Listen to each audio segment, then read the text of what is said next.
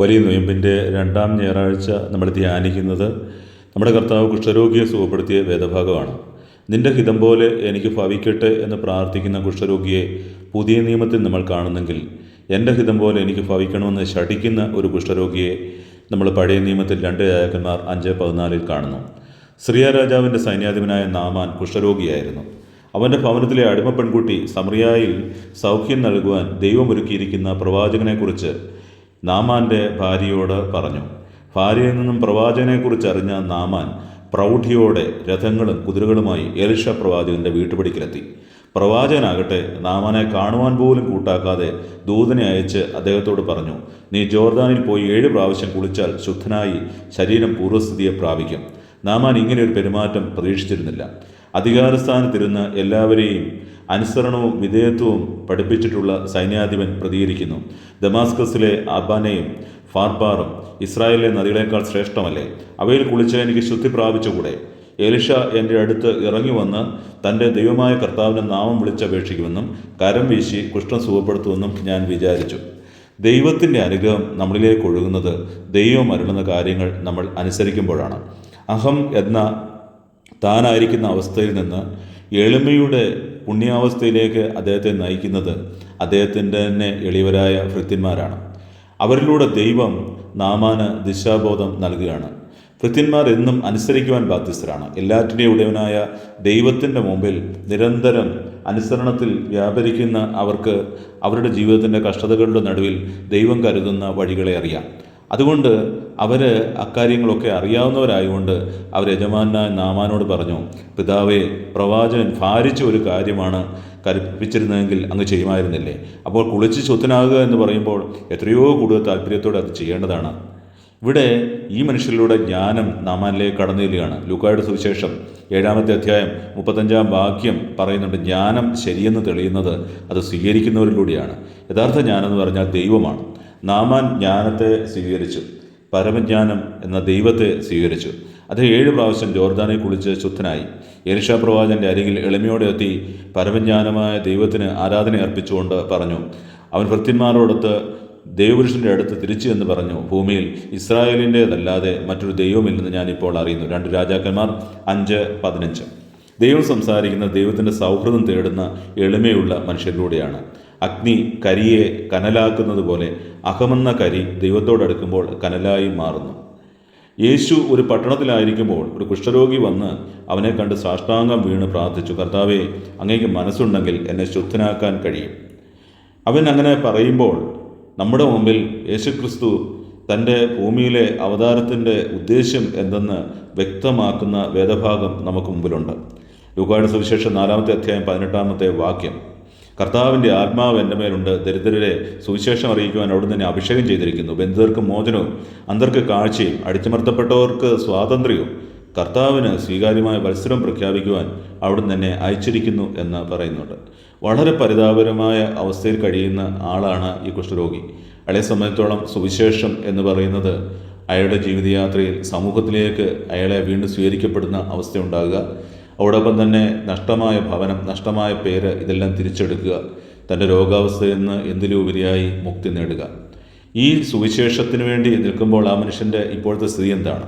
ലേവ്യർ 13:45 പറയുന്നു, കുഷ്ഠമുള്ളവൻ കീറിയ വസ്ത്രം ധരിക്കണം, മുടി ചീകാതിരിക്കണം, മേൽചുണ്ട് തുണി കൊണ്ട് മറക്കണം, അശുദ്ധൻ അശുദ്ധനെന്ന് വിളിച്ചു പറയണം, അവൻ പാളയത്തിന് വെളിയിൽ ഒരു പാർപ്പിടത്തിൽ ഏകനായി വസിക്കണം. നോക്കുക, എത്ര ദയനീയമാണ് ആ മനുഷ്യൻ്റെ ജീവിതം. അവനൊരു പേരുണ്ടായിരുന്നു, ഇപ്പോഴവൻ്റെ പേര് ഈ രോഗം എടുത്തു മാറ്റി അവന് കുഷ്ഠരോഗി എന്നൊരു പേര് കൊടുത്തു.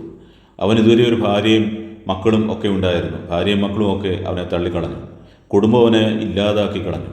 അതുപോലെ തന്നെ അവനിന്നൊരു വീടില്ല. അങ്ങനെ വിശപ്പും ദാഹവും ക്ലേശവും അനുഭവിച്ച് അലയേണ്ടി വരുന്നു എന്നതിൻ്റെ ഒറ്റ കാരണം അയാളൊരു കുഷ്ഠരോഗിയായി എന്നുള്ളതാണ്. തകർച്ചയുടെ പാരമ്യത്തിൽ ദൈവമേ, നീ മാത്രം എനിക്കായിട്ട് സഹായത്തിനുള്ളൂ എന്ന് വ്യക്തമാക്കുന്ന ഒരു ആംഗ്യഭാഷയാണ് അവൻ നൽകുന്നത്. അവൻ സാഷ്ടാംഗം അവൻ്റെ മുമ്പിൽ പ്രണമിച്ചു. അതായത് എളിയവൻ നിലവിളിക്കുമ്പോൾ കർത്താവ് ഇത് കേൾക്കുന്നു, എല്ലാ കഷ്ടതയിൽ നിന്നും അവനെ രക്ഷിക്കുകയും ചെയ്യുന്നുവെന്ന് സങ്കീർത്തനം 34:6 വാക്കുകൾ ഇവിടെ സുവിദിതമാണ്. മത്തായിയുടെ സുവിശേഷത്തിൽ കർത്താവ് ശിഷ്യന്മാരോട് അരുളുന്നുണ്ട്, രോഗികളെ സുഖപ്പെടുത്തുകയും മരിച്ചവരെ ഉയർപ്പിക്കുകയും കുഷ്ഠരോഗികളെ ശുദ്ധരാക്കുകയും പിശാചുക്കളെ ബഹിഷ്കരിക്കുകയും ചെയ്യുവിൻ, ദാനമായി നിങ്ങൾക്ക് കിട്ടി, ദാനമായി തന്നെ കൊടുക്കുമെന്ന് മത്തായി 10:8 പറയുന്നുണ്ട്. യോഹന്നാൻ സ്നാപകന് ശിഷ്യരെ അയച്ച് ചോദിക്കുമ്പോൾ താൻ മെസ്സിയാണെന്നുള്ളതിന് തെളിവായി യേശു നൽകുന്ന അടയാളം കുഷ്ഠരോഗികൾ ശുദ്ധരാക്കപ്പെടുന്നതാണ്. അതായത് ദൈവഹിതത്തിന് തന്നെ തന്നെ സമർപ്പിക്കുന്നതാണ് കുഷ്ഠരോഗിയുടെ പ്രാർത്ഥന. അവിടെ ഈ കുഷ്ഠരോഗിയെ കർത്താവ് സൗഖ്യപ്പെടുത്തുമ്പോൾ അവിടുന്ന് ചെയ്യുന്ന ഒരു കാര്യമുണ്ട്. അവനെ കർത്താവ് ഒരു വിപ്ലവകരമായ കാര്യത്തിലേക്കാണ് കൊണ്ടുവരുന്നത്. ലൂക്ക 5:13 പറഞ്ഞു, യേശു കൈനീട്ടി അവനെ തൊട്ടു.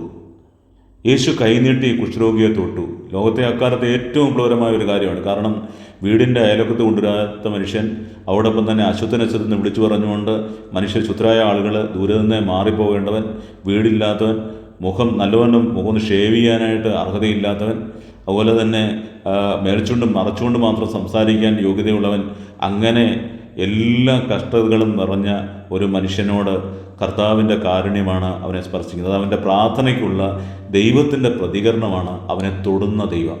നമ്മൾ കണ്ണുനീരോടെ നമ്മുടെ പാപത്തിൻ്റെ കുഷ്ഠത്തിൻ്റെ അവസ്ഥയിലാണെങ്കിൽ ദൈവത്തിൻ്റെ മുമ്പിൽ കണ്ണീരോടെ പ്രാർത്ഥിക്കുമ്പോൾ നമ്മളെ തൊടുന്ന ഒരു ദൈവമുണ്ട്. നമ്മുടെ കണ്ണീര് തുടയ്ക്കുന്ന ഒരു ദൈവമുണ്ട്. നമ്മളോട് കരുണയോടെ നോക്കുന്ന ഒരു ദൈവമുണ്ട്. ലോകം മുഴുവൻ നമ്മളെ വിമർശിക്കുമ്പോൾ നമ്മളെ വിമർശിക്കാതെ മാറോടണയ്ക്കുന്ന ഒരു ദൈവം നമുക്കുണ്ട്. ഹോസിയ 11:4 പറയുന്നു, കരുണയുടെ കയർ പിടിച്ച് ഞാൻ അവരെ നയിച്ചു. സ്നേഹത്തിൻ്റെ കയർ തന്നെ, സ്നേഹത്തിൻ്റെ കയർ നൽകി നമ്മളെ കരുണയുടെ കയർ പിടിച്ച് നടത്തുന്ന ഒരു ദൈവം നമുക്ക് കൂട്ടായിട്ട് ഉണ്ട്. കർത്താവ് നൽകുന്ന രോഗശാന്തികളെല്ലാം വചനത്തിലൂടെയുള്ളതാണെങ്കിൽ ഇവിടെ നിയമങ്ങളുടെ മേൽ മനുഷ്യത്വത്തിനുള്ള കോയ്മ വ്യക്തമാക്കുന്നതാണ് യേശുവിൻ്റെ സ്പർശനം. കുഷ്ഠരോഗി കർത്താവിൻ്റെ മുമ്പിൽ അവരുടെ നിസ്തുലമായ ഭാഷ അനുസരിച്ച് അനവിം ഓഫ് യാഹ്വേ, ദൈവത്തിൻ്റെ പാവപ്പെട്ടവർ, അതിലൊരാളാണ് ഈ കുഷ്ഠരോഗി. കാരണം അവന് ദൈവത്തോട് അപേക്ഷിക്കാൻ ചിലതുണ്ട്, അത് കൊടുക്കുവാൻ ദൈവം തയ്യാറുമാണ്. ദരിദ്രർക്ക് ഭാഗ്യം ആശംസിച്ച കർത്താവ് ആ ഭാഗ്യം പ്രായോഗികമായി എത്തിച്ചു കൊടുക്കുകയാണ് കുഷ്ഠരോഗിക്ക് സൗഖ്യം നൽകുന്നതിലൂടെ.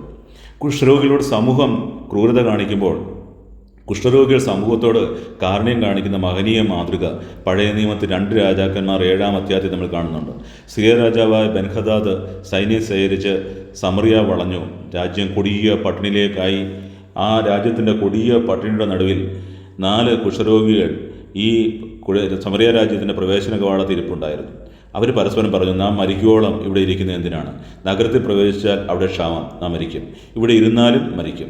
വരും, നമുക്ക് സിറിയക്കാരുടെ പാളയത്തിലെത്താം. അവർ പാളയത്തിലെത്തുമ്പോൾ അവരെ അത്ഭുതപ്പെടുത്തിക്കൊണ്ട് ദൈവം രാത്രിയിൽ ആ സിറിയക്കാരെ മുഴുവൻ ഓടിച്ചു കളയത്തക്ക രീതിയിൽ, ഭയവിഹുലരാക്കുന്ന രീതിയിൽ കാറ്റിൻ്റെയും പേമാരിയുടെയും യുദ്ധസന്നദ്ധരുടെയും ഒക്കെ ശബ്ദം കേൾപ്പിച്ച് അവരെ അവിടെ നിന്ന് പലായനം ചെയ്യുവാൻ ഇടയാക്കുന്നു. അപ്പോൾ ഈ മനുഷ്യർ അവിടേക്ക് കയറി ചെന്ന് ആവശ്യത്തിന് ഭക്ഷിച്ചു. അവർ വെള്ളിയും സ്വർണവും വസ്ത്രങ്ങളും ഒക്കെ ശേഖരിച്ചു.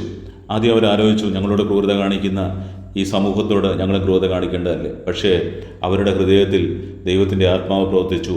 അവർ പറയുന്നു, വേദപുസ്തകത്തിൽ 2 രാജാക്കന്മാർ 7-ാമത്തെ അധ്യായം 33-ാമത്തെ വാക്യം, നമ്മൾ ചെയ്യുന്നത് ശരിയല്ല, ഇന്ന് സദ്വാർത്തയുടെ ദിവസമാണ്, രാജകൊട്ടാരത്തിൽ ചെന്ന് വിവരമറിയിക്കാം. രാജകൊട്ടാരത്തിൽ ചെന്ന് അവർ വിവരമറിയിച്ചു. ജനം സിറിയൻ പാളയത്തിലെത്തി. അന്നുവരെയും ദാരിദ്ര്യത്തിലും കൊടിയ പട്ടിണിയും കിടന്ന മനുഷ്യർ അന്ന് സുഭിക്ഷമായി ഭക്ഷിച്ചു. അന്ന് അത് മുഴുവൻ കൊള്ളയടിച്ച് അവരുടെ ജീവിതത്തിന് വേണ്ടതായിട്ടുള്ള എല്ലാ കാര്യങ്ങളും അവർ നേടി. റോമാലേഖനം 5:4 പറയുന്നുണ്ട്, കഷ്ടത സഹനശീലവും സഹനശീലം ആത്മധൈര്യവും, ആത്മധൈര്യം പ്രത്യാശ ഉളവാക്കുന്നു എന്ന് പറയുന്നുണ്ട്. പ്രത്യാശയോടെ കർത്താവിലേക്ക് നോക്കുമ്പോൾ നമ്മൾ പ്രകാശിതരായിട്ട് മാറുന്നു. പ്രിയപ്പെട്ട സൗരങ്ങളെ, ഇത്തരണത്തിൽ നോമ്പിൻ്റെ ആ ബലത്തിൽ നിന്നുകൊണ്ട് നമുക്ക് ഈ കുമ്പസാരം എന്ന കൂദാശയെ ഇതുമായിട്ട് ബന്ധിപ്പിച്ച് ഒന്ന് ചിന്തിക്കാം. നമുക്കറിയാം, നമ്മൾ തൊടുന്നതും അറിയാത്ത ഒരു രോഗമാണ് കുഷ്ഠരോഗം. അതുപോലെ സമൂഹത്തിൻ്റെ വേദന, സമൂഹത്തിൻ്റെ പ്രയാസങ്ങൾ ഒക്കെ മനസ്സിലാക്കാതെ നമ്മുടെ സഹോദരൻ അല്ലാതായി മാറുന്നൊരവസ്ഥ. കായൻ്റെ ചോദ്യം, ആരാണ് എൻ്റെ സഹോദരൻ, ആരാണ് എൻ്റെ സഹോദരൻ എന്ന് ചോദിക്കുന്ന രീതിയിൽ അവന് ആ സഹോദരനുള്ള വെറുപ്പ് വളർന്ന പോലെ ഇന്ന് വെറുപ്പിൻ്റെ ഒരു ലോകത്താണ് നമ്മൾ ജീവിക്കുന്നത്. ഇവിടെ കുമ്പസാരത്തിൽ കൂടെ നമ്മൾ കർത്താവിൻ്റെ അരികിൽ സാഷ്ടാംഗ പ്രണാമം ചെയ്തുകൊണ്ട്, കർത്താവെ നീ എന്നെ സൗഖ്യമാക്കണമെന്ന് പ്രാർത്ഥിക്കുമ്പോൾ നമ്മളെ തൊടുന്ന ഒരു കർത്താവ് നമുക്കുണ്ട്. നമുക്ക് ദൈവത്തിൻ്റെ തിരുസന്നിധിയിൽ നമ്മളെ സമർപ്പിച്ച് പ്രാർത്ഥിക്കാം. മോശയുടെ കൽപ്പനകളനുസരിച്ച് ശുദ്ധീകരണ കർമ്മത്തിലേക്ക് അവന് ചെല്ലണം എന്ന് കർത്താവ് പറയുന്നത്. കാരണം ഒറ്റപ്പെട്ടവനെ സമൂഹത്തിൻ്റെ ഭാഗമാക്കി ദൈവം ഈ കുഷ്ഠരോഗിയെ മാറ്റുകയാണ്. ഇവിടെ കുഷ്ഠരോഗിയോട് കർത്താവ് ആരോടിത് പറയരുതെന്ന് പറഞ്ഞെങ്കിലും അവൻ കർത്താവിൻ്റെ കീർത്തി എല്ലായിടത്തും വ്യാപിച്ചു. അതായത് കാരണം യേശു ലോകത്തിൻ്റെ പ്രകാശമാണ്. ഇരുട്ടുള്ളിടത്ത് പ്രകാശം കടന്നു വരുമ്പോൾ പ്രകാശം അവിടെ ഉണ്ട് എന്ന് വ്യക്തമാക്കാനായിട്ട് എഴുതി വെക്കേണ്ട കാര്യമില്ല. ആ സാന്നിധ്യം തന്നെ പ്രകാശമാണ്. യേശുവാണ് പ്രകാശം. ലോകം ഈ പ്രകാശത്തെ അണയ്ക്കാൻ എത്ര ശ്രമിച്ചാലും ആ പ്രകാശം ഒരു തരത്തിലല്ലെങ്കിൽ വേറൊരു തരത്തിൽ ഇരുട്ടിലെപ്പോഴും ജ്വലിച്ചുകൊണ്ടേയിരിക്കും. നിത്യപ്രകാശമായ യേശുക്രിസ്തുവിൻ്റെ സ്നേഹചൈതന്യം, കരുണയുടെ ബലം നമ്മുടെ ജീവിതത്തിന് കോട്ടയാകട്ടെ. കുഷ്ഠരോഗിയോട് കാട്ടിയ കാരുണ്യം കർത്താവെ, ഈ ലോകത്തിൻ്റെ മനുഷ്യത്വമില്ലാത്ത അവസ്ഥയിലേക്ക് കടന്നു വരാൻ തക്കവണ്ണം നീ സ്പർശിച്ചറിയുന്നവരെയും തൊട്ടറിയുന്നവരെയും കണ്ടറിയുന്നവരെയും തിരിച്ചറിയുമ്പോൾ ഇത് മനുഷ്യരാണെന്ന് തിരിച്ചറിയുന്ന മനുഷ്യത്വത്തിൻ്റെ ഒരു ലോകം ഈ കെട്ടിപ്പടുക്കുവാൻ തക്കവണ്ണം അവിടുന്ന് ഈ ലോകത്തെ സ്പർശിക്കണമേ.